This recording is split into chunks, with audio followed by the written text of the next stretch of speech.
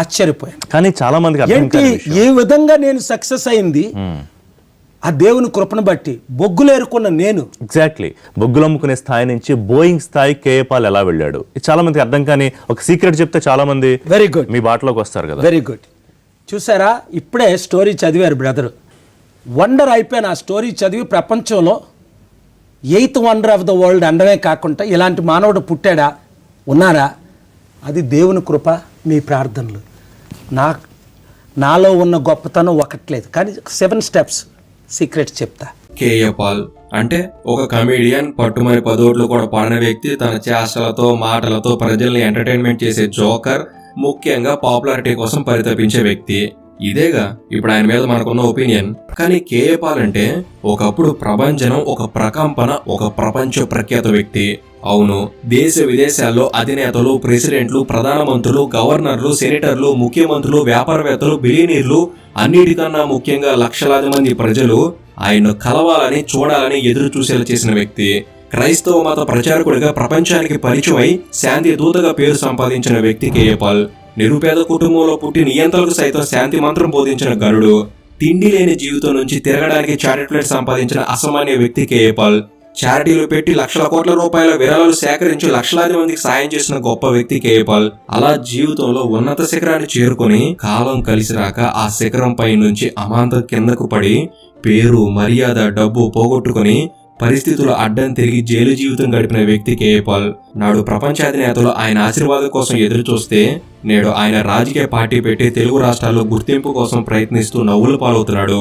అలా జీవితంలో అసాధారణ విజయాన్ని సాధించి ఆఖరికి అన్నీ కోల్పోయిన కేఏ పాల్ అసలు ఎవరు, ఎలా ఎదిగాడు, ఆయన సాధించిన విజయాలేంటి, ఆయన భారతదేశానికి చేసిన సాయాలేంటి, అంతటి విజయం సాధించి ఎలా పతనం అయ్యాడు, ఎందుకు నేడు అందరి దృష్టిలో కమెడియన్ గా మిగిలాడు, కేఏ పాల్ ని తొక్కేసింది ఎవరు, ఎందుకని, ఇలాంటి ఎన్నో ప్రశ్నలకు సమాధానాలన్నీ ఈ వీడియోలో మీకు దొరుకుతాయి. సరే, కామెడీ పరంగానే చూసినా ఆయన మనల్ని ఎన్నోసార్లు నవ్వించారు, ఆనందపరిచారు. కనుక ఈ ఒక్కసారి ఆయన గురించి కాస్త సమయాన్ని మీరు కేటాయించి తెలుసుకోండి. ఆ తర్వాత మీరే నిర్ణయిస్తారు ఆయన నిజంగా కమెడియనా కాదా అనేది. అండ్ ఇలాంటి మరిన్ని ఇన్ఫర్మేటివ్ వీడియోస్ మీ కొరకు తెచ్చేందుకు మీ సపోర్ట్ ఈ వీడియోకి జస్ట్ లైక్ చేయండి చాలు. సో ఇక లేట్ చేయకుండా let's get into the video.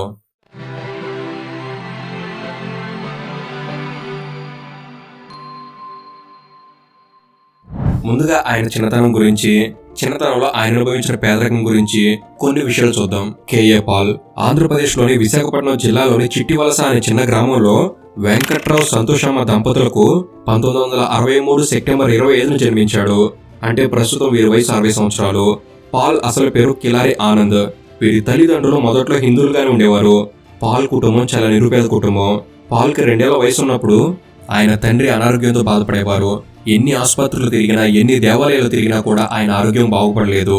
దాంతో చివరకు పాల్ తండ్రి మానసిక సమస్యలు కూడా ఎదుర్కోవాల్సి వచ్చింది.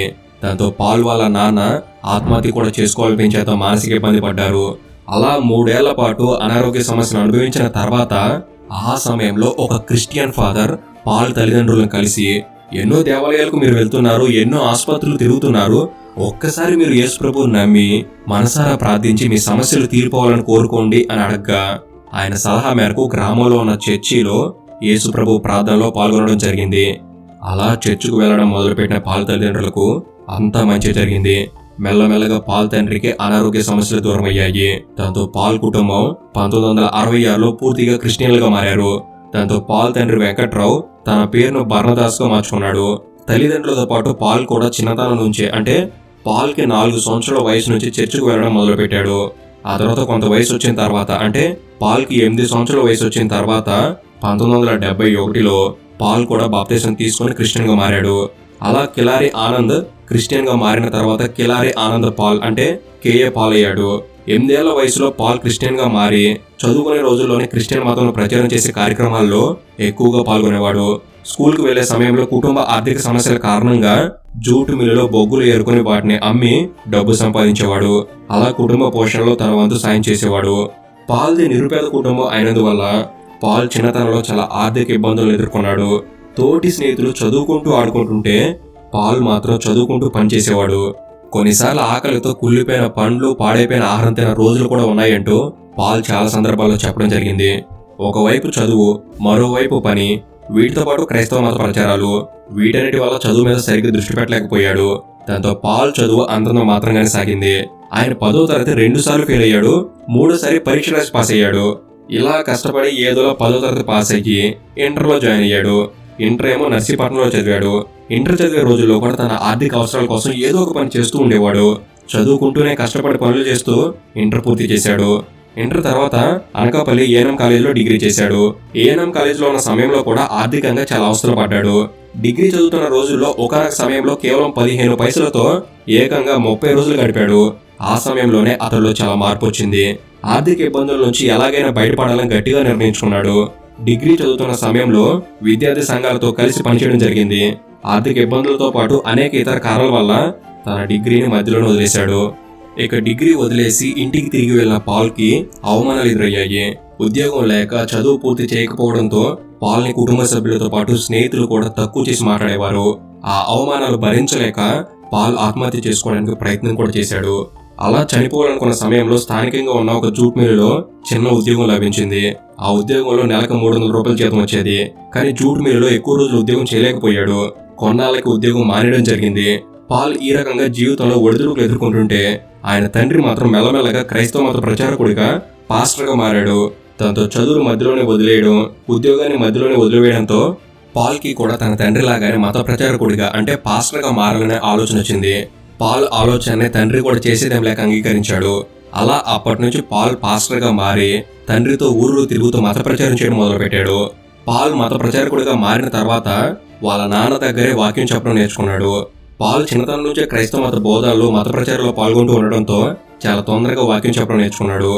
ఆ రోజుల్లో పాల్ తెలుగు చాలా స్పష్టంగా మాట్లాడేవాడు. దాంతో పాటు చదువుకునే రోజుల్లో కాస్త ఇంగ్లీష్ కూడా నేర్చుకున్నాడు. కొంతవరకు చదువుకోవడంతో పాటు తెలుగు స్పష్టంగా మాట్లాడడం వచ్చిన పాల్ వాక్యం చెప్తుంటే జనాలు చాలా శ్రద్ధగా వినేవారు. పాల్ మరియు ఆయన తండ్రి ఫారెన్ క్రిస్టియన్ మిషనరీస్ కు అనుబంధంగా ఇండియాలో క్రైస్తవ మత ప్రచారం చేసేవారు. దాంతో పాల్ తండ్రికి విదేశాల నుంచి ఆహ్వానాలు వస్తూ ఉండేవి. అలా పాల్ తండ్రి తరచుగా విదేశీ పర్యటనలు వెళ్తూ ఉండేవాడు. ఆ సమయంలో పాల్ కి కూడా ఆయన తండ్రితో విదేశాలు పర్యటించే అవకాశం దొరికింది. అయితే చదువుకునే రోజుల్లోనే కొంత ఇంగ్లీష్ నేర్చుకున్న పాల్ కి విదేశీ పర్యటనల సందర్భంగా ఇంగ్లీష్ మీద ఇంకా ఎక్కువ పట్టు వచ్చింది. అలా ఇంగ్లీష్ లో పట్టు సాధించిన పాల్ తన వాక్యాన్ని ఇంగ్లీష్ లో కూడా చెప్పడం మొదలుపెట్టాడు. దాంతో ఇండియన్స్ మాత్రమే కాకుండా విదేశీయులు కూడా పాల్ ప్రసంగాలకు, బైబిల్ మీద పాల్ కి ఉన్న అవగాహనకు ఆకర్షితులయ్యారు. చెప్పే ప్రతి విషయాన్ని స్పష్టంగా, అద్భుతంగా చెప్పగల భాష, ప్రతిభ, నైపుణ్యం ఆయనకు వచ్చింది.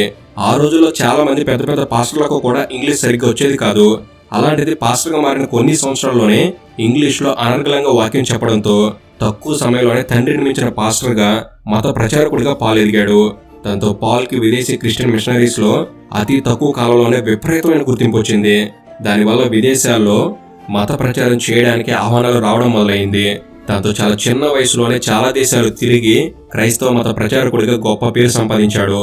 దాంతో పాల్ స్థాయి అమాంతం పెరిగిపోయింది. అమెరికా పాస్టర్లను మించి పాల్ మత ప్రచారం చేయడంతో పాటు ఎంతో మందికి క్రిస్టియన్ మతంపై అవగాహన కల్పించాడు. ఆ రోజుల్లో ఇండియాలో చాలా ప్రాంతాల్లో దళితుల్ని చులకనగా చూస్తూ హిందూ దేవాలయాల్లోకి అందరితో సమానంగా రానిచ్చేవారు కాదు. కాబట్టి అలాంటి దళితుల్ని క్రిస్టియన్ మతంలోకి ఆహ్వానించి అందరికీ సమానమైన స్థానం కల్పిస్తామని చెప్పి ఎంతో మందిని క్రైస్తవ మతం స్వీకరించేలా చేయడం జరిగింది. పాల్ చెప్పే వాక్యం, బైబిల్ మీద అవగాహన, ప్రజలను మతం మారేలా ప్రేరేపించడం, ఇవన్నీ క్రైస్తవ మత అభివృద్ధికి బాగా ఉపయోగపడ్డాయి. దాంతో పాల్ కి 35 సంవత్సరాల వయసు వచ్చేసరికి క్రిస్టియన్ మిషనరీస్ లో ప్రజల్లో పాల్ కి పేరు, మర్యాద, గౌరవం, గుర్తింపు బాగా వచ్చాయి. పాల్ ని ఒక పూర్తి స్థాయి క్రిస్టియన్ సెయింట్ గా ప్రజలు భావించడం మొదలుపెట్టారు. పాల్ కి ప్రజల్లో ఉన్న గౌరవం, గుర్తింపు గమనించిన విదేశీ క్రిస్టియన్ సంస్థలు పాల్ ని వెనక నుంచి ఆర్థికంగా ప్రోత్సహించడం మొదలుపెట్టాయి.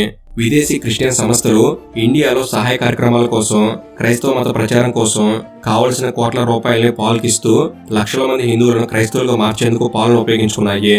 విదేశీ క్రిస్టియన్ సంస్థల నుంచి వస్తున్న ఆర్థిక సహాయంతో పాల్ కూడా ఎన్నో సేవా కార్యక్రమాలు చేసేవాడు. ఆ సేవా కార్యక్రమాల వల్ల లక్షల మంది వెనుకబడిన, బడుగు, బలహీన వర్గాల ప్రజలు క్రైస్తవ మతం స్వీకరించడం జరిగింది. అప్పట్లో పాల్ సభ పెట్టి వాక్యం చెప్తే లక్షల మంది ఆ సభకు వచ్చేవారు. ఇండియాలో మరే పాస్టర్ సభలు పెట్టినా అంతమంది వచ్చేవారు కాదు. ఇలా పాల్ సభలకు ప్రజల నుంచి మంచి స్పందన వస్తుండడంతో విదేశీ క్రిస్టియన్ సంస్థలు పాల్ తో క్రిస్టియన్ మత ప్రచార సభలు పెట్టేందుకు కోట్ల రూపాయలు ఖర్చు చేసేవి. అలా విదేశీ క్రిస్టియన్ సంస్థలు ఇండియాలో క్రిస్టియన్ మత ఎదుగుదలకు పాల్ను బాగా ఉపయోగించుకున్నాయి. అంతేకాకుండా విదేశీ క్రిస్టియన్ సంస్థలు అనుకున్నట్టే వారు ఖర్చు చేసిన ప్రతి రూపాయికి న్యాయం జరిగినట్టుగా వారు అనుకున్న దానికంటే క్రైస్తవ మతం ఇండియాలో బాగా అభివృద్ధి చెందింది. దాంతో విదేశీ సంస్థలు చేస్తున్న ఆర్థిక సహాయం కంటే ఎక్కువ డొనేషన్లు రావడం మొదలైంది. వీటితో పాటు విదేశాల్లో కూడా సభలు పెడుతూ ప్రజల్ని ఆకట్టుకుంటూ పాల్ పాపులారిటీ విదేశాల్లో కూడా పెరిగిపోయింది. పాల్ సభలో పెట్టి వాక్యం చెప్పాలంటే నిర్వాహకులు పాల్ కి డబ్బు ఇచ్చే స్థాయికి పాల్ చేరుకున్నాడు. ఈ సభల ద్వారా వచ్చిన డబ్బును మరియు డొనేషన్ల ద్వారా వచ్చిన డబ్బుని పాల్ సొంత అవసరాలకు వాడుకునే అవకాశం ఉండేది కాదు. ఈ డబ్బు మొత్తం విదేశీ క్రిస్టియన్ మిషనరీస్ కు పంపించాల్సి ఉండేది. అలా కొన్ని రోజుల్లోనే ఇండియా నుంచి విదేశాలకు డబ్బు పంపే స్థాయిలో క్రిస్టియానిటీని పాల్ అభివృద్ధి చేశాడు. పాల్ తో పాటు ఆయన అనుచరులు మరియు సోదరుడు డేవిడ్ పాల్ కూడా ఎప్పుడు వెంట ఉండి పాల్ కి సంబంధించిన విషయాలు చూసుకునేవారు. అలా పాల్ లైఫ్ స్టైల్ మొత్తం మారిపోయింది. పాల్ కి ఒరిస్సాకు చెందిన మేరీ అనే అమ్మాయితో వివాహం జరిగింది. వీరికి 2 అమ్మాయిలు 1 అబ్బాయి ఉన్నారు. ఇక 1993లో విదేశీ పాస్టర్ల సహాయంతో gospel to the unreached millions అనే ఆర్గనైజేషన్ స్థాపించి ప్రపంచంలో ఉన్న పెద్ద పెద్ద పాస్టర్లందరినీ సమన్వయం చేస్తూ క్రైస్తవ మతం అభివృద్ధి చెందేలా కృషి చేశాడు. దాంతో క్రిస్టియన్లు దైవంగా భావించే పోప్ జాన్ పాల్ II వద్ద కూడా పాల్ కి మంచి గుర్తింపు దక్కింది. ఆ రోజుల్లో 1999 నవంబర్లో Pope John Paul II India వచ్చినప్పుడు పాల్ ని పిలిపించుకుని అభినందించడం జరిగింది. అలా ఇప్పటి వరకు ఇండియాలో ఏ ఒక్క పాస్టర్ కి ఆ అదృష్టం అంత గౌరవం దక్కలేదు. ఆ సంఘటన అప్పట్లో ప్రపంచవ్యాప్తంగా క్రిస్టియన్ వర్గాల్లో పాల్ గుర్తింపుని అమాంతం పెంచేశాయి. ఒక సాధారణ నిరుపేద కుటుంబం నుంచి వచ్చిన వ్యక్తి పాస్టర్ గా మారి లక్షల మందిని ప్రభావితం చేసి విదేశాలకి బ్యాక్ ఫండింగ్ చేసేలా ఎదిగి ఏకంగా పోప్ జాన్ పాల్ IIతో ప్రశంసలు అందుకునే స్థాయికి వెళ్లడం ప్రపంచవ్యాప్తంగా క్రిస్టియన్లతో పాటు ప్రపంచ దేశాల అధినేతలను కూడా ఆశ్చర్యానికి గురి చేసింది. దాంతో పాల్ దేశాధినేతల దృష్టిలో కూడా ఒక గొప్ప క్రిస్టియన్ సెయింట్ గా పేరు తెచ్చుకున్నాడు. పోప్ జాన్ పాల్ II కూడా పాల్ ని విదేశాల్లో క్రైస్తవ మత ప్రచారం చేయాలని కోరడంతో ప్రపంచవ్యాప్తంగా క్రిస్టియన్ కంట్రీస్ అన్ని పాల్ వాక్యం కోసం సభలు ఏర్పాటు చేశాయి. ప్రపంచంలో ఎక్కువ దేశాలు, ముఖ్యంగా లాటిన్ అమెరికా, ఆఫ్రికా, పాశ్చాత్య దేశాలు అనేవి క్రిస్టియానిటీ ఎక్కువగా ఉండే దేశాలు. దాంతో ఈ దేశాల నుంచి పాల్ కి ఎక్కువ మంది మద్దతుదారులు, అభిమానులు తయారయ్యారు. ఈ దేశాల అధినేతలు సైతం పాల్ కలవడానికి ఎదురు చూసేంత స్థాయికి పాల్ చేరుకున్నాడు. అలా దేశ విదేశాల్లో కేఏ పాల్ అత్యంత ప్రజాదరణ దక్కించుకున్న క్రిస్టియన్ మత ప్రచారకుడిగా ఎదిగాడు. ఆ తర్వాత గ్లోబల్ పీస్ ఇనిషియేటివ్ అనే సంస్థను స్థాపించి దానికి ఫౌండర్ చైర్మన్ గా పాల్ ఉండేవాడు. గ్లోబల్ పీస్ ఇనిషియేటివ్ ఆర్గనైజేషన్ ద్వారా ప్రపంచంలో శాంతి కోసం ప్రయత్నించాడు. దేశాల మధ్య ఉన్న గొడవలు పరిష్కరించడానికి కృషి చేశాడు. పాల్ ని చాలా దేశాలు దేవుని దూతగా భావించేవారు. కాబట్టి పాల్ మాటను చాలా దేశాలు పాటించేవి. ఇక 1999లో వాషింగ్టన్ కి చెందిన రిపబ్లిక్ మ్యాగజైన్ పాల్ ని అమెరికాలోని గొప్ప మానవ హక్కుల కార్యకర్తలైన Martin Luther King, Billy Graham, Jimmy కార్టర్లతో పోలుస్తూ పీస్ మేకర్ అని గొప్పగా రాయడం జరిగింది. ఇక 1999 జనవరి 1న న్యూయార్క్ టైమ్స్ పేపర్ లో నెక్స్ట్ బిల్లీ గ్రహాన్ని పొగడడం జరిగింది. శాంతి ఒప్పందాలు చేస్తుండడంతో కేఏ పాల్ ని మహాత్మా గాంధీతో కూడా పోల్చడం జరిగింది. 2000 సంవత్సరంలో పాల్ హైదరాబాద్ లో అవాండ్రో హోలీఫీల్డ్ తో హైదరాబాద్ లో ఒక సభను ఏర్పాటు చేస్తే దానికి అప్పట్లో 10 లక్షల మంది హాజరయ్యారు. 2001 జూన్ లో కేఏ పాల్ స్పీచ్ కి 40 కోట్ల రూపాయలు ఇచ్చారు. అలా ఒక పాస్టర్ ఒక్కసారి వాక్యం చెప్పడానికి 40 కోట్లు తీసుకోవడం ప్రపంచంలోనే హైయెస్ట్ పెయిడ్ స్పీకర్ గా కేఏ పాల్ రికార్డు సృష్టించాడు. కానీ ఈ 40 కోట్ల రూపాయల్ని అప్పటి ఇండియా ప్రధాని దేవేగౌడ్ గారికి విరాళంగా ఇచ్చేశాడు. ఈ డబ్బుతో అనాథులు, విధవరాలకు అవసరమైన సౌకర్యాలు ఏర్పాటు చేయాలని ప్రభుత్వానికి ఇచ్చేయడం జరిగింది. ఇక హైదరాబాద్ లో 1000 ఎకరాల్లో చారిటీ పేరు మీద భూమిని కొని దానిలో ప్రపంచంలోనే అతిపెద్ద అనాథాశ్రమం, వృద్ధాశ్రమం నిర్మించాడు. అలా దాదాపు 50,000 కన్నా ఎక్కువ మంది అనాథులకు అవసరమైన చదువు, ఆహారం చారిటీకి వస్తున్న విరాళాలతో సమకూర్చాడు. వితంతువుల్ని, వృద్ధుల్ని ఆదుకున్నాడు. వారికి కావలసిన రేషన్ మరియు బట్టలు లాంటి వాటిని సమకూర్చాడు. అలా లక్షల మంది పాల్ చారిటబుల్ ట్రస్ట్ వల్ల సహాయం పొందారు. కేవలం ఇండియాలోనే కాదు, ఆఫ్రికా దేశాల్లో కూడా ఎన్నో సేవా కార్యక్రమాలు చారిటీ పేరు మీద నిర్వహించాడు. ప్రపంచంలో ఎక్కడ ప్రకృతి విపత్తులు జరిగినా పాల్ యొక్క గ్లోబల్ పీస్ ఇనిషియేటివ్ సంస్థ సహాయ కార్యక్రమాలు నిర్వహించేది. క్రిస్టియన్ మత ప్రచారకుడే అయినప్పటికీ మతాలకు అతీతంగా సేవా కార్యక్రమాలని గ్లోబల్ పీస్ ఇనిషియేటివ్ మిషన్ ద్వారా నిర్వహించేవారు.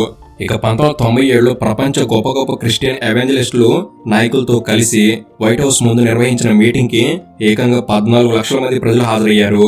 అంటే అర్థం చేసుకోవచ్చు పాల్ ఎంత గొప్పవాడు అని. పాల్ కి ఉన్న ఆదరణ, ప్రపంచ దేశాల్లో ఉన్న పరిచయాల వల్ల ఆయన దేశాలు తిరగడానికి సొంతంగా ఒక బోయింగ్ 747 చార్టెడ్ విమానాన్ని తన పీస్ మిషన్ తరపున కొనుగోలు చేశాడు. ఇలా ఇప్పటి వరకు ఏ మత ప్రచారకుడికి సొంతంగా చార్టెడ్ ఫ్లైట్ లేదు. పాల్ ఒకడే చరిత్రలో సొంతంగా చార్టెడ్ ఫ్లైట్ కొన్న మత ప్రచారకుడు. ఈ చార్టెడ్ ఫ్లైట్ కి గ్లోబల్ పీస్ అంబాసిడర్ అనే పేరు పెట్టి ప్రపంచ దేశాలు తిరిగాడు. ఎన్నో దేశాల అధినేతలను కలిశాడు. శాంతి కోసం శత్రు దేశాల మధ్య సంబంధాలు మెరుగుపరచడానికి ఎంతగానో కృషి చేశాడు. India, Pakistan, Iraq, Iran, Sudan, Syria, Libya, Lebanon లాంటి దేశాల మధ్య శాంతి చర్చలు జరిపాడు. 140 దేశాలు వ్యతిరేకించిన ఇరాక్ యుద్ధాన్ని ఆపడానికి 58 దేశాల ప్రతినిధులతో శాంతి సదస్సు నిర్వహించాడు. ప్రస్తుతం ప్రపంచం ఎంతగానో ఆసక్తిగా గమనిస్తున్న పాలస్తీనా ఇజ్రాయెల్ సమస్యకు పరిష్కారం చూపించడానికి పాలస్తీనా నాయకుడు యాసిర్ అరాఫ్తో కూడా చర్చలు జరిపాడు. ప్రపంచంలోనే నియంత్రణ చెప్పుకునే Gaddafi, Saddam Hussein, Hugo Chavez, Bashar al Assad లాంటి డేంజరస్ నేతలను కలిసి శాంతి కోసం ప్రయత్నం చేశాడు. కేఏ పాల్ శాంతి కోసం చేస్తున్న ప్రయత్నాలకు గుర్తింపుగా 7 సార్లు నోబెల్ శాంతి పురస్కారానికి నామినేట్ అయ్యాడు. అంటే అర్థం చేసుకోవచ్చు కేఏ పాల్ శాంతి కోసం ఎంతలా ప్రయత్నం చేశాడో అని. ఒకనొక సందర్భంలో కేఏ పాల్ కోసం అమెరికన్ ప్రెసిడెంట్లు కూడా ఎన్నికల్లో ఆయన మద్దతు కోసం ఎదురు చూశారు. ఇక 1997లో బిల్ గేట్స్ ని ఇండియాకి తీసుకొచ్చి ఇండియాలో పెట్టుబడులు పెట్టేలా చేయడంలో కూడా కేఏ పాల్ కృషి ఉంది అంటే అతిశక్తి కాదు. ఇలా కేఏ పాల్ మొత్తం 148 దేశాల్లో దాదాపు 3,10,000 మంది అనాథలకు, పేద పిల్లలకు, వితంతువులకు తన చారిటీ నుండి సహాయం చేశాడు. పాల్ కి కేవలం ప్రజలు, దేశాధినేతలే కాదు, ప్రపంచంలో చాలా మంది బిలియనీర్లతో సంబంధాలు ఉండేవి. దాంతో బిలియనీర్లు కోటలో పాల్ కి విరాళాలు ఇచ్చేవారు. అలా 3 లక్షల కోట్ల రూపాయలు సంపాదించి చారిటీలకు డొనేట్ చేశాడు. అంటే KA Paul gospel to the unreached millions కి ఫౌండర్ చైర్మన్ ఉండటం వల్ల కేఏ పాల్ కి వచ్చే ప్రతి రూపాయి ఆ చారిటీకి వెళ్తుంది. అంటే విరాళం కేఏ పాల్ ని చూసి ఇచ్చినా కూడా వచ్చిన ప్రతి రూపాయి మాత్రం చారిటీకి లెక్క చెప్పాల్సి ఉంటుంది. అలా పాల్ మొత్తం 3 లక్షల కోట్లు సంపాదించి చారిటీకి ఇచ్చేశాడు. 2004లో KA Paul most searched person in the internet గా నిలిచాడు. అంటే అర్థం చేసుకోవచ్చు కేఏ పాల్ ఎంతటి వాడో అని. ఒకనొక సమయంలో పాల్ ఇంటర్వ్యూ కోసం BBC, న్యూయార్క్ టైమ్స్, CNN లాంటి అంతర్జాతీయ మీడియా సంస్థలు ఎదురు చూశాయి. ఒక్క మాటలో చెప్పాలంటే పాల్ ని ప్రపంచ దేశాలు 8th wonder of the world అని కొనియాడాయి. అయితే కేఏ పాల్ కి పాపులారిటీతో పాటు తన చుట్టూ ఉండే వాళ్ళలో కేఏ పాల్ మీద ఈర్ష్య కూడా అదే స్థాయిలో పెరిగిపోయింది. ముఖ్యంగా gospel to the unreached millions సంస్థలో కేఏ పాల్ ఫౌండర్ చైర్మన్ అయినా కూడా ఆర్గనైజేషన్ లోని ప్రతి నిర్ణయానికి బోర్డు సభ్యుల అంగీకారం ఖచ్చితంగా ఉండాలి. ఆఖరికి పాల్ కి కూడా పూర్తి స్వేచ్ఛ ఉండేది కాదు. ₹1 ఖర్చు చేయాలన్నా బోర్డు అంగీకారం ఉండాల్సిందే. అయితే మొదట్లో అంతా బాగానే నడిచిన పాల్ కి వచ్చిన గుర్తింపు, గౌరవాన్ని బోర్డు సభ్యులు తట్టుకోలేకపోయారు. పాల్ ఎక్కడ దొరుకుతాడని చూస్తున్న బోర్డు సభ్యులకు 1999లో ఒక కారణం దొరికింది. 1999లో పాల్ శాంతిదూతగా నాటో దేశాలకు యుగోస్లేవియాకి మధ్య జరుగుతున్న ఘర్షణ ఆపే ప్రయత్నం చేశాడు. అయితే నాటోలో అమెరికా, UK, చెక్ Republic, Denmark, Spain, Netherland, Italy, Greece లాంటి ముఖ్యమైన దేశాలు సభ్య దేశాలుగా ఉన్నాయి. ఈ దేశాలు క్రిస్టియన్ దేశాలు కావడం, ఈ దేశాల నుంచి ఆర్గనైజేషన్ కి ఫండింగ్ ఎక్కువగా వస్తుండడంతో నాటో యుగోస్లేవియా గొడవలో తలదూర్చితే నాటో దేశాల్లో కార్యకలాపాలు సాగించడం కష్టమని బోర్డు భావించింది. దాంతో పాల్ చేసిన శాంతి ప్రయత్నం బోర్డు సభ్యులకు నచ్చలేదు. దాంతో అదే అదునుగా భావించి పాల్ ని ఇండియా పంపించి ఆయన్ని పూర్తిగా ఇండియాలో కార్యకలాపాలకి పరిమితం చేశారు. దాంతో పాల్ ఇండియా వచ్చాక ఇండియాలో GUM అనగా gospel to the unreached millions organization కి ప్రెసిడెంట్ చేయడం జరిగింది. అప్పట్లో GUM బోర్డు మెంబర్లు కూడా ఉద్యోగుల మాదిరిగానే కొంత మొత్తంలో జీతం వచ్చేది. అలా పాల్ కి $2,000 జీతం GUM ఆర్గనైజేషన్ నుంచి వచ్చేది. అప్పట్లో డాలర్ విలువ చాలా తక్కువ ఉండడంతో ఇండియన్ కరెన్సీలో దాదాపు ₹1,00,000 జీతం మాత్రం వచ్చేది. అయితే పాల్ శాంతిదూతగా ప్రపంచం మొత్తం ఫేమస్ అయితే ఆయన తమ్ముడు డేవిడ్ రాజ్ మాత్రం GUM సంస్థకు ఇండియాలో నేషనల్ డైరెక్టర్గా ఉండేవాడు. పాల్ ఇండియాలో లేనప్పుడు అంతా పాల్ తమ్ముడు డేవిడ్ రాజు చూసుకునేవాడు. ఎంతలా అంటే హైదరాబాద్ దగ్గరలో మెదక్ జిల్లా సదాశివపేటలో ఉన్న 1000 ఎకరాల GUM చారిటీ సిటీ మొత్తం డేవిడ్ రాజ్ పర్యవేక్షణలో నడిచేది. అలా డేవిడ్ రాజ్ పాల్ ప్రతినిధిగా ఇండియాలో చలామణి అయ్యేవాడు. కానీ పాల్ ఇండియా రావడంతో డేవిడ్ రాజ్ ఆధిపత్యం కాస్త తగ్గింది. దాంతో డేవిడ్ రాజ్ కి పాల్ కి మధ్య మనస్పర్ధలు మొదలయ్యాయి. పాల్ ప్రపంచ ఖ్యాతి పొందిన వ్యక్తి కావడంతో ఇండియాకు వచ్చిన తర్వాత ఆయనకు అప్పట్లో మన దేశ రాజకీయ నాయకులు, ప్రముఖులు చాలా గౌరవం ఇచ్చేవారు. ఈ పరిచయాలను ఉపయోగించుకుని పెద్ద పెద్ద వ్యాపారవేత్తల నుంచి డొనేషన్లు వసూలు చేసి GUM సంస్థకు పంపించేవారు. అలా మళ్ళీ GUM సంస్థ నుంచి తిరిగి ఆ డబ్బుని ఇండియాలో చారిటీ కార్యక్రమాల కోసం ఉపయోగించేవారు. అలా ఇండియాలో GUM సంస్థ ద్వారా అనేక సేవా కార్యక్రమాలు చేశాడు. కానీ 2004లో అప్పటి ఉమ్మడి ఆంధ్రప్రదేశ్లో ఎన్నికలు జరుగుతున్న సమయంలో ఆంధ్రప్రదేశ్లో కాంగ్రెస్ పార్టీ ప్రతిపక్షంలో ఉండేది. ప్రతిపక్ష కాంగ్రెస్ పార్టీకి వైఎస్ రాజశేఖర రెడ్డి గారు నాయకత్వం వహించారు. వైఎస్ రాజశేఖర రెడ్డి గారు 2004లో పాల్ ని కలిసి 5 మిలియన్లు అంటే ₹20 కోట్ల పార్టీ ఫండ్ అడగడం జరిగింది. ఆ రోజుల్లో పాల్ కి ఉన్న పాపులారిటీకి 20 కోట్లు పెద్ద లెక్క కాదని రాజశేఖర రెడ్డి గారు భావించారు. కానీ GUM సంస్థ నుండి డబ్బులు ఇవ్వాలంటే బోర్డు సభ్యుల అనుమతి కావాలని రాజశేఖర రెడ్డికి పాల్ చెప్పలేక రాజశేఖర రెడ్డి గారి ప్రతిపాదన తిరస్కరించడం జరిగింది. కానీ అమెరికాలో ఉండే ప్రముఖుల్ని పరిచయం చేస్తానని వారి నుంచి ఫండ్స్ తెచ్చుకోమని సలహా ఇవ్వగా రాజశేఖర రెడ్డి గారు ఒప్పుకోలేదు. ఈ సంఘటనతో పాల్ రాజశేఖర రెడ్డికి శత్రువుగా మారాడు. అయితే పాల్ అదృష్టం బాగోక 2004లో కాంగ్రెస్ పార్టీ అధికారంలోకి వచ్చింది. వైఎస్ రాజశేఖర రెడ్డి గారు ముఖ్యమంత్రి అయ్యారు. దాంతో 2004 వరకు ప్రభుత్వం నుంచి పాల్ కి పూర్తి సహకారం లభించేది. కానీ 2004 తర్వాత పాల్ కి రాష్ట్ర ప్రభుత్వం నుంచి సహకారం తగ్గిపోతూ వచ్చింది. ఇక మరోవైపు పాల్ చాలా అత్యున్నత స్థాయిలో ఉన్నప్పుడు, ముఖ్యంగా 1991 నుంచి 1999 వరకు కేంద్ర ప్రభుత్వంలో కూడా మంచి పలుకుబడి ఉండేది. ప్రధానమంత్రుల్ని డైరెక్ట్ గా ఫోన్ చేసి మాట్లాడేంత గట్టి పలుకుబడి పాల్కి ఉండేది. ఈ కాలంలో ఎక్కువగా జనతాదళ్, భారతీయ జనతా పార్టీలే కేంద్రంలో అధికారంలో ఉన్నాయి. పాల్కి ఎక్కువగా మాజీ ప్రధాని దేవగౌడ గారితో మంచి సంబంధాలు ఉండేవి. కానీ పాల్కి కాంగ్రెస్ పార్టీతో అంత క్లోజ్ రిలేషన్షిప్ ఉండేది కాదు. 2004లో కేంద్రంలో కాంగ్రెస్ పార్టీ అధికారంలోకి వచ్చింది. అలా 2004లో కేంద్రంలో, రాష్ట్రంలో రెండింటిలో పాల్కి అనుకూలించిన ప్రభుత్వాలు ఏర్పడ్డాయి. కానీ పాల్ వీటిని అంతగా పట్టించుకోకుండా తన పని తాను చేసుకుంటూ ఉండేవాడు. ఇక 2004 నవంబర్లో అమెరికా అధ్యక్ష ఎన్నికలు జరిగాయి. ఆ ఎన్నికల్లో అప్పటికే ప్రెసిడెంట్ ఉన్న జార్జ్ బుష్ కి వ్యతిరేకంగా పాల్ ప్రచారం చేశాడు. జార్జ్ బుష్ 2001లో అమెరికా ప్రెసిడెంట్ అయ్యి 2004లో రెండోసారి పోటీలో ఉన్నాడు. బుష్ మొదటిసారి ప్రెసిడెంట్ గా ఉన్నప్పుడు తీసుకున్న నిర్ణయాలని పాల్ వ్యతిరేకించాడు. ముఖ్యంగా బుష్ అల్ ఖైదా ఉగ్రవాద సంస్థకు మేలు జరిగేలా వ్యవహరిస్తున్నాడని గట్టిగా ఆరోపించాడు. దాంతో 2004 ఎన్నికల్లో బుష్ కి వ్యతిరేకంగా అల్ ఖైదా విన్నింగ్, అమెరికా లూజింగ్ అనే బుక్ రాసి విడుదల చేశాడు. అలా అంత గట్టిగా అప్పటి ప్రెసిడెంట్ జార్జ్ బుష్ ని పాల్ వ్యతిరేకించాడు. కానీ పాల్ కి మళ్లీ ఎదురుదెబ్బ తగిలింది. 2004 ఎన్నికల్లో జార్జ్ బుష్ గెలిచి అమెరికాకు రెండోసారి అధ్యక్షుడయ్యాడు. అలా అమెరికాలో కూడా పాల్ కి వ్యతిరేక ప్రభుత్వమే వచ్చింది. జార్జ్ బుష్ రెండోసారి అమెరికా అధ్యక్షుడైన కొన్ని రోజుల్లోనే, అంటే 2005లో అమెరికాకు చెందిన విమానాలకు సంబంధించిన లైసెన్సులు ఇచ్చే federal aviation authority gospel to the unreached million సంస్థకు చెందిన గ్లోబల్ పీస్ అంబాసిడర్ విమానం మెయింటెనెన్స్ సరిగ్గా లేదనే కారణంతో ఆ విమానానికి ఉన్న పర్మిషన్ క్యాన్సిల్ చేయడం జరిగింది. అదే 2005లో ఎవెంజలికల్ కౌన్సిల్ ఫర్ ఫైనాన్షియల్ అకౌంటబిలిటీ అనే క్రిస్టియన్ విరాళాలు సంబంధించిన వ్యవహారాలు చూసుకునే సంస్థ GUMలో ఆర్థిక అవకతవకలు జరుగుతున్నాయని ఆర్గనైజేషన్ మెంబర్స్ ని క్యాన్సిల్ చేయడం జరిగింది. ఇవి పూర్తిగా పాల్ జార్జ్ బుష్ కు వ్యతిరేకంగా ఎన్నికల్లో ప్రచారం చేసినందుకు అమెరికా ప్రభుత్వం చేసిన పనులే అని పాల్ కూడా అర్థమైంది. దాంతో పాల్ కి అమెరికా ప్రభుత్వానికి మధ్య గ్యాప్ బాగా పెరిగిపోయింది. జార్జ్ బుష్ ని పాల్ శత్రువుగా చూడటం మొదలు పెట్టాడు. ఇక 2005లో పాల్ మాజీ ప్రధాని దేవగౌడ గారితో కలిసి విదేశాల్లో శాంతి సమావేశాలు పెట్టాలి అనుకున్నాడు. కానీ అప్పటి కేంద్ర విదేశీ వ్యవహారాల మంత్రి నట్వర్ సింగ్ ఒప్పుకోలేదు. అంతేకాకుండా దేవగౌడ గారిని పాల్తో సంబంధాలు పెట్టుకోవద్దని చెప్పడం జరిగింది. దాంతో పాల్ అనుకున్న శాంతి సమావేశాలు ఆగిపోయాయి. 2007 మేలో హైదరాబాద్ చారిటీ సిటీలో Gandhi Martin King Paul centre ని ప్రారంభించాలి అనుకున్నాడు. ఈ కార్యక్రమానికి రాష్ట్ర ముఖ్యమంత్రి, దేశ ప్రధానమంత్రితో సహా వెనిజులా ప్రెసిడెంట్ హ్యూగో చావేజ్ ని కూడా ఆహ్వానించాడు. అయితే వెనిజులా మరియు అమెరికా దేశాలు ఒకదానికొకటి బద్ధ శత్రువులు. కాబట్టి పాల్ జార్జ్ బుష్ మీద ఉన్న కోపంతో ఆయన శత్రువు అయిన హ్యూగో చావేజ్ ని ఆహ్వానించడం జరిగింది. అయితే వెనిజులా ప్రెసిడెంట్ ఇండియాకి వస్తే అమెరికాతో సంబంధాలు దెబ్బతింటాయని కేంద్ర ప్రభుత్వం భావించింది.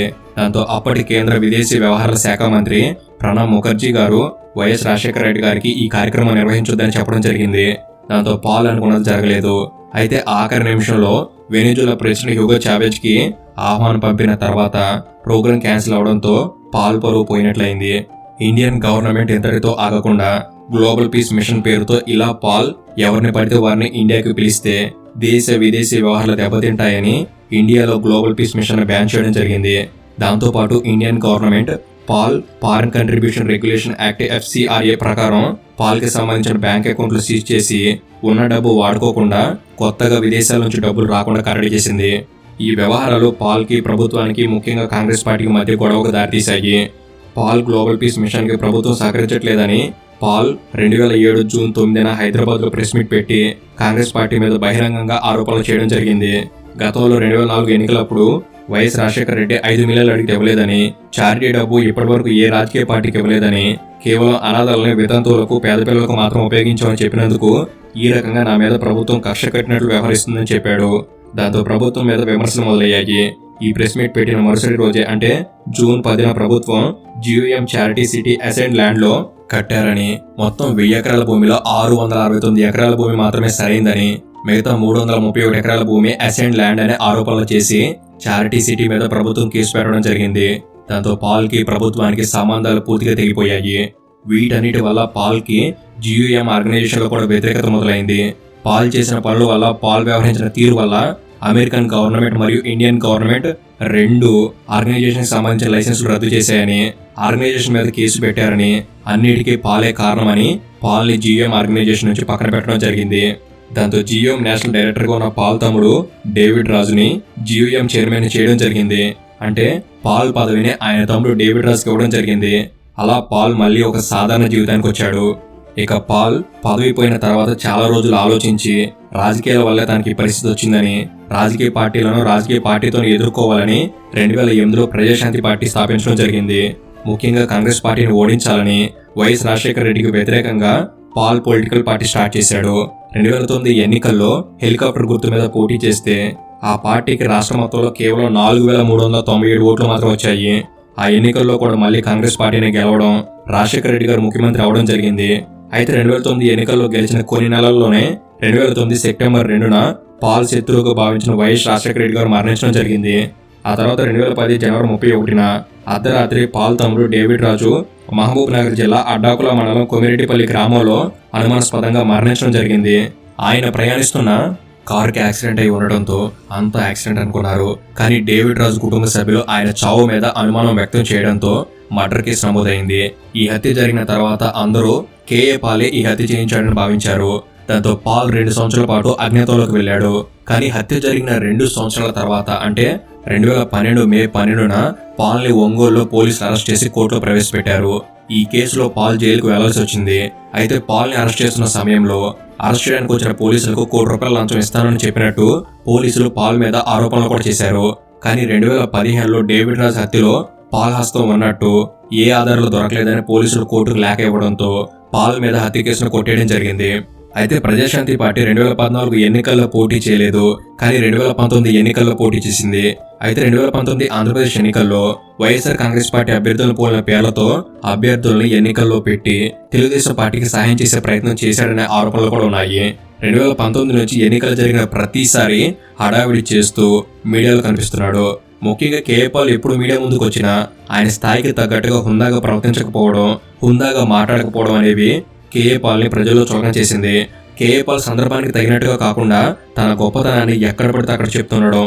ఉదాహరణకి లక్షల కోట్లు, 150 దేశాల ప్రెసిడెంట్లు, లక్షలాది మంది ప్రజలను చెప్తూ ఆయన పరువు ఆయనే తీసుకున్నట్టయింది.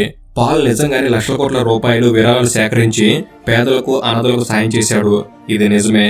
అలాగే ప్రపంచంలో అగ్రరాజ్యాల అధినేతలు పాల్ని కలవాలని ఎదురు చూశారు. ప్రపంచ కుబేరులో ఆయన ఆశీర్వాదం కోసం ఆయన కలిసేవారు. స్వయంగా చార్టెడ్ ఫ్లైట్లు తిరిగిన చరిత్ర ఉంది. కానీ ఇదంతా 20 నుంచి 25 సంవత్సరాల క్రితం నాటి చరిత్ర. అంటే ఎవరైతే పాల్ను చూసి ఇప్పుడు నవ్వుతున్నారో వారందరి చిన్నతనంలో ఇవన్నీ జరిగాయి. కాబట్టి పాల్ గురించి, ఆయన విజయాల గురించి ప్రస్తుత యువతకు అంతగా తెలియవు. పాల్ సాధించిన విజయాలు, చేసిన సేవా కార్యక్రమాలు, తిరిగిన దేశాలు, సేకరించిన డబ్బు, అనుభవించిన జీవితం ఇవన్నీ ప్రస్తుతం ఉన్న రాజకీయ నాయకులు ఎవరు చూసుండరు. వీటికి తోడు మీడియా కూడా పాల్ని చులకన చూపిస్తూ ప్రజల్లో ఇంకా పలసం చేసింది. నిజానికి పాల్ పరువు పోవడంలో పాల్ పాత్ర కూడా ఉంది. పాల్ ఎప్పుడూ ఎక్కడ కనిపించినా ఒక గొప్ప వ్యక్తిలాగా హుందాగా ప్రవర్తించకపోవడం పాల్ చేసే పొరపాటే. నిజానికి కేఏ పాల్ అంత గొప్ప విజయాలు సాధించి ప్రపంచ స్థాయి నేతలతో పరిచయం ఉన్న వ్యక్తికి ఎమ్మెల్యే పదవి అనేది చాలా చిన్న విషయం. అంటే ఒక ఎమ్మెల్యే అయ్యే ఆయన కొత్తగా నిరూపించుకోవాల్సింది ఏమీ లేదు. లక్షల కోట్ల డబ్బు, వేల ఎకరాల భూములు ఇన్ని సంపాదించినా అన్ని చారిటీలకి చెందేలా చేశాడు. కానీ సొంతంగా ఆస్తులు, డబ్బు లేకుండా మిగిలిపోయాడు. అదే ఆయన సేకరించిన విరాళాల్లో 1% డబ్బు ఉన్నా దాదాపు 3,000 కోట్లకు సమానం. ఈ రోజుల్లో డబ్బు అనేది రాజకీయాలను శాసిస్తుంది. కాబట్టి పాల్కి నిజంగా రాజకీయ పదవులు కావాలి అనుకుంటే రాజ్యసభ ఎంపీ లాంటి పెద్ద పెద్ద పదవులు ఆ డబ్బుతో ఆయనకి దక్కేవే. కానీ పాల్ ఆఖరికి ఎన్నికల్లో నామినేషన్ వేయడం కూడా సరిగ్గా తెలియని వ్యక్తి. తెలుగు రాష్ట్రాల్లో అనామకుల చేతిలో చెంపదెబ్బలు తినే స్థాయికి పడిపోయారు. పాల్ జీవితం నుంచి నేర్చుకోవాల్సింది చాలా ఉంది. నిరుపేద కుటుంబం, తిండికి లేని పరిస్థితులు, మధ్యలో వదిలేసిన చదువు, వచ్చిన చిన్న ఉద్యోగం కూడా ఎక్కువ రోజులు చేయలేని నిస్సహాయత, ఇంత దారుణమైన పరిస్థితులు ఎవరికైనా ఎదురైతే జీవితం మీద ఆసక్తి పోతుంది. కానీ అంతటి దారుణమైన పరిస్థితులను ఎదురించి ఎదిగిన చరిత్ర పాల్ది. జీవితంలో గొప్ప గొప్ప విజయాలు సాధించి ఒక్కసారిగా అన్ని కళ్ళ ముందే కూలిపోతున్నా తట్టుకొని నిలబడ్డ చరిత్ర పాల్ది. పాల్ జీవితంలో మైలురాళ్లను దాటాడు, జైలు గోడలు చూశాడు, రాజభోగాలు అనుభవించాడు, ఆఖరికి రోడ్డున పడ్డాడు, ప్రపంచానికి శాంతి బోధ చేశాడు, ప్రస్తుతం ఒక అనామకుడిగా మిగిలాడు. ఇలా చెప్పుకుంటూ పోతే కేఏ పాల్ పెరిగి ఒరిగిన మనిషి. కాబట్టి కేఏ పాల్ని చూసి నవ్వే ముందు పాల్ గురించి తెలుసుకుంటే చాలా విషయాలు అర్థమవుతాయి. కేఏ పాల్ పెరుగుదల ఏ స్థాయిలో జరిగిందో పతనం కూడా అదే స్థాయిలో జరిగింది. కాబట్టి జీవితంలో ఏది శాశ్వతం కాదు. సమయం ఎప్పుడు ఒకేలా ఉండదు. సుఖాలు మాత్రమే కాదు, కష్టాలు కూడా ఉంటాయి అనే జీవిత సత్యం పాల్ జీవితం నుంచి నేర్చుకోవాలి. చిన్న చిన్న కష్టాలకే కుంగిపోయే మనకు పాల్ జీవితం ఒక రకంగా ఆదర్శం. So K A Paul is not a joker, he is a true legend. ప్రస్తుతం ఆయన పరిస్థితి వేరుగా ఉండొచ్చు, కానీ ఒకప్పటి ఆయన జీవితం, హోదా, గుర్తింపు, గౌరవం, ప్రజాదరణ ఇవన్నీ కూడా ఒక దేశ ప్రధానికి సైతం దక్కనివి. కానీ వాటన్నిటిని కాలం మింగివేసింది. అయినా కూడా అన్ని కోల్పోయినా కూడా కల్మషం, స్వార్థం లేని మనిషిగా ఇంకా ఏదో చేయాలి ప్రజలకు అని తాతలాడుతున్నాడు. కానీ ఆ మహానుభావుడికి తెలియదు నేటి కొందరు రాజకీయ నాయకులు గొర్రెతోలు కప్పుకున్న నక్కలు అని, వారిలాగా నటిస్తేనే అధికార పీఠం మీద ఎక్కి కూర్చోగలమని. సో ఇది ఫ్రెండ్స్. అండ్ మీ అందరికి ఒక ప్రశ్న, కేఏ పాల్ గారిపై మీ అభిప్రాయం ఏమిటి? తప్పకుండా కామెంట్ సెక్షన్లో పంచుకోండి. అండ్ ఈ వీడియో అనేది మీరు కొత్త విషయాలు తెలుసుకోవాలి ఎంతో కొంత ఉపయోగపడిందని భావిస్తున్నాను. తెలంగాణ వచ్చిన నేను 1000 కోట్లు తెలంగాణ ఇచ్చా, మీరు ₹1 ఇచ్చారా? మీ సొంత డబ్బు ఉంటే Delhi, UP, Haryana, Punjab central government ఉంది కదా, అక్కడ వాళ్ళ గవర్నమెంట్లు వాళ్ళకు ఉన్నాయి కదా. తెలంగాణ ట్యాక్స్ పేర్లు పన్ను